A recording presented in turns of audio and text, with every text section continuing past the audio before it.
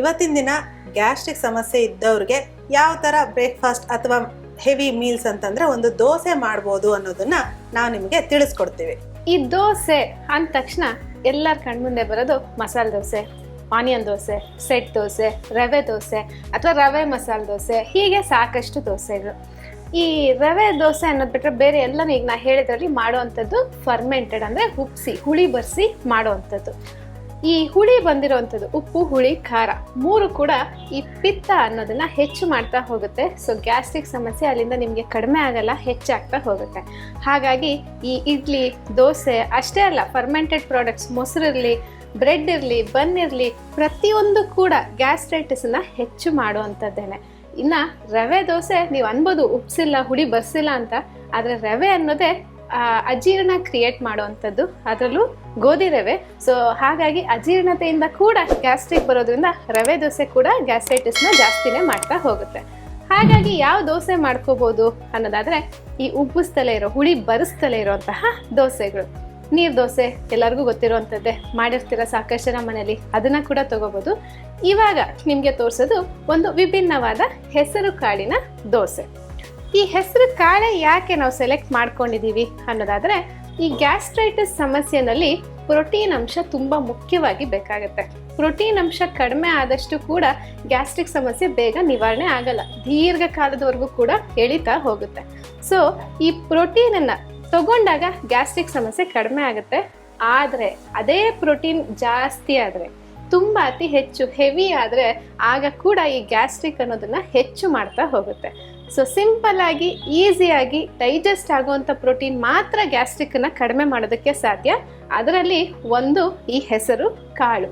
ಈ ಹೆಸರು ಕಾಳು ದೋಸೆ ಇರ್ಬೋದು, ಹೆಸರು ಕಾಳು ಹುಸ್ಲಿ ಇರ್ಬೋದು, ಹೆಸರು ಕಾಳು ಸಾರು, ರಸಮು, ಪಲ್ಯ ಇರ್ಬೋದು. ಇದು ನಿಮಗೆ ಈಸಿಯಾಗಿ ಡೈಜೆಷನ್ ಆಗುವಂತಹ ಒಂದು ಪ್ರೋಟೀನ್. ಈ ಪ್ರೋಟೀನು ನಿಮ್ಮ ಗ್ಯಾಸ್ಟ್ರೈಟಿಸ್ ತೊಂದರೆನ ನಿವಾರಣೆ ಮಾಡೋದಕ್ಕೆ ಕೂಡ ಸಹಾಯ ಮಾಡುತ್ತೆ. ಈಗ ಇದನ್ನು ಹೇಗೆ ಮಾಡೋದು ನೋಡೋಣ ಬನ್ನಿ. ಹೆಸರು ಕಾಳಿನ ದೋಸೆಗೆ ಬೇಕಾಗುವ ಸಾಮಗ್ರಿಗಳು: ನೆನೆಸಿದಂತಹ 1 ಕಪ್ ಹೆಸರು ಕಾಳು, 1 ಕಪ್ ಅಕ್ಕಿ, ರುಚಿಗೆ ತಕ್ಕಷ್ಟು ಉಪ್ಪು.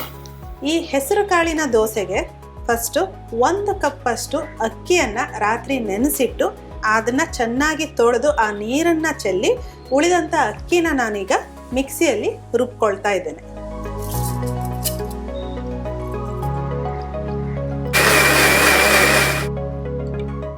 ಇದು ಅರ್ಧ ರುಬ್ಬಿರಬೇಕಾದ್ರೆ ಉಳಿದಂತಹ ಈ ಹೆಸರು ಕಾಳು ಇದನ್ನು ಸಮೇತ ರಾತ್ರಿ ಹೊತ್ತು ನೆನೆಸಿಟ್ಟು ಚೆನ್ನಾಗಿ ತೊಳೆದು ನೀರನ್ನು ಚೆಲ್ಲಿದ್ದೇನೆ. ಸೊ 1 ಕಪ್ಪಷ್ಟು ನೆನೆಸಿದಂಥ ಹೆಸರು ಕಾಳನ್ನು ಈ ರುಬ್ಬಿದಂಥ ಅಕ್ಕಿಗೆ ಹಾಕೊಂಡು ಮತ್ತೆ ಮಿಕ್ಸಿಗೆ ಹಾಕೋಣ.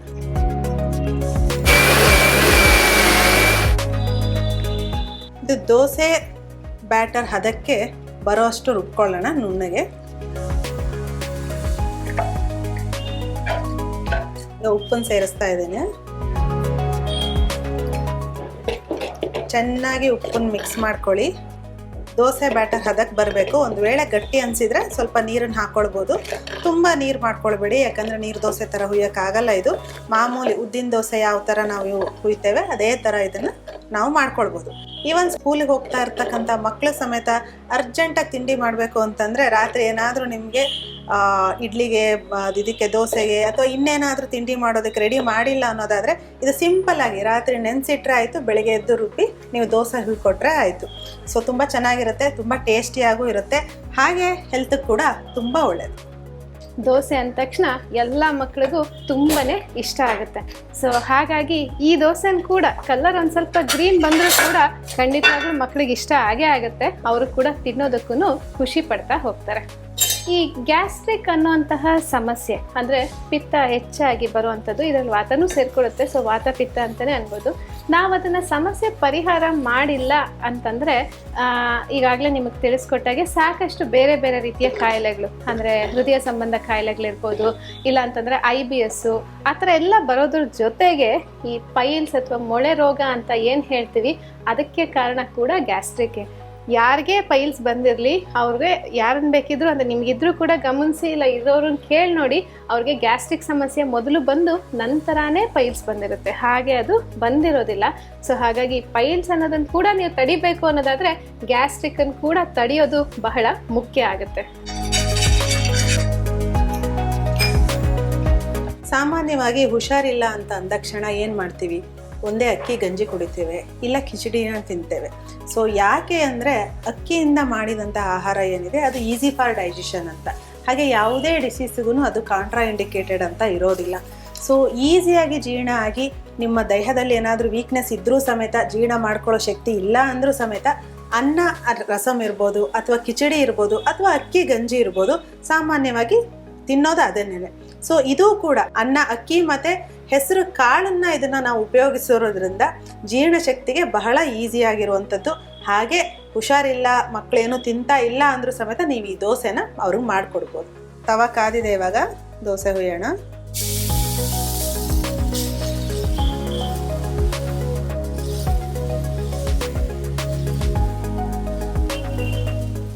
ನಮ್ಮಲ್ಲಿ ಯಾವುದೇ ಒಂದಾಗಲಿ, ಈಗ ಹೇಳ್ದಾಗೆ ಪೊಂಗಲು, ಅಕ್ಕಿ ಹೆಸರು ಬೇಳೆ, ಬಿಸಿಬೇಳೆ ಬಾತು, ಅಕ್ಕಿ ತೊಗರಿ ಬೇಳೆ, ಏನು ಬೇಡ, ಅನ್ನ ಸಾರು, ಬೇಳೆ ಸಾರು, ಹೆಸರು ಬೇಳೆನೋ ತೊಗರಿ ಬೇಳೆನೋ ಸಾರು, ಇಡ್ಲಿ, ದೋಸೆ, ಅಕ್ಕಿ ಉದ್ದಿನ ಬೇಳೆ, ಈ ದೋಸೆ ಅಕ್ಕಿ ಹೆಸರು ಕಾಳು, ಎಲ್ಲದರಲ್ಲೂ ಕಾಳು ಮತ್ತು ಅಕ್ಕಿ ಅಂದರೆ ಧಾನ್ಯ ಮತ್ತು ಈ ಪಲ್ಸಸ್ ಅಂತ ಹೇಳ್ತೀವಿ, ಸೀರಿಯಲ್ಸು ಪಲ್ಸಸ್ ಮಿಕ್ಸ್ ಆಗಿ ಇರುವಂಥದ್ದೇ ನಮ್ಮ ಆಹಾರಗಳಲ್ವ.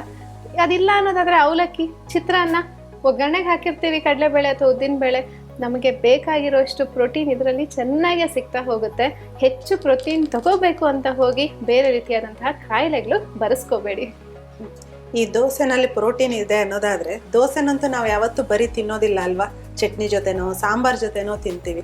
ಸೊ ಯಾಕೆ ಅಂತಂದರೆ ಇನ್ನೇನು ನಮಗೆ ಅದು ಮೈಕ್ರೋ ನ್ಯೂಟ್ರಿಯೆಂಟ್ಸ್ ಏನು ಬೇಕು ತರಕಾರಿಲಿ ಇರ್ತಕ್ಕಂಥದ್ದು ಅದು ಸಮೇತ ಅದರಲ್ಲಿ ಸಿಗ್ತಾ ಹೋಗುತ್ತೆ. ಹಾಗಾಗಿ ಈ ಕಾಂಬಿನೇಷನ್ ಇರ್ತಕ್ಕಂಥದ್ದು ಇಡ್ಲಿ, ವಡೆ, ಸಾಂಬಾರ್ ಇರ್ಬೋದು, ದೋಸೆ, ಪಲ್ಯ, ಚಟ್ನಿ ಇರ್ಬೋದು, ಇದೆಲ್ಲ ಕಾಂಬಿನೇಷನ್ ಮಾಡಿರೋದೇ ನಮಗೆ ದೇಹಕ್ಕೆ ಬೇಕಾಗಿರುವಂಥ ಎಲ್ಲ ನ್ಯೂಟ್ರಿಯೆಂಟ್ಗಳು ಒಂದೇ ಪ್ಲೇಟ್ನಲ್ಲಿ ಸಿಗಲಿ ಅಂತ ಅಲ್ವಾ. ಇದೇ ಹೋಲ್ ಡಯಟ್ ಆಯಿತು. ಈಗ ನಾವೇನು ಹೇಳ್ತೀವಿ ಪ್ಲೇಟ್ ಡಯಟ್, ಹೋಲ್ ಡಯಟ್ ಅನ್ನೋದು ಪ್ರತಿಯೊಂದು ನಮ್ಗೆ ಇದರಲ್ಲೇ ಸಿಗ್ತಾ ಹೋಗುತ್ತೆ.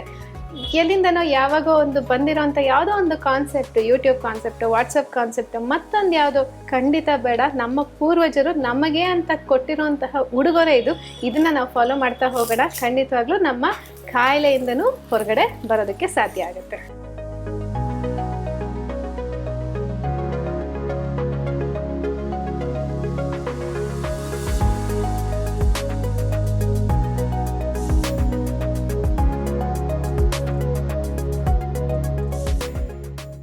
ಉದ್ದಿನ ದೋಸೆ ತಿಂದು ಗ್ಯಾಸ್ಟ್ರೈಟಿಸ್ ಸಮಸ್ಯೆ ಬರುತ್ತೆ ಅಥವಾ ಹೊಟ್ಟೆ ಉರಿ ಸಮಸ್ಯೆ ಬರುತ್ತೆ ಅನ್ನೋರಿಗೆ ಆಲ್ಟರ್ನೇಟಿವ್ ಆಗಿ ಇವತ್ತು ಹೆಸರು ಕಾಳಿನ ದೋಸೆಯನ್ನು ನಾವು ತೋರಿಸ್ಕೊಟ್ಟಿದ್ದೇವೆ.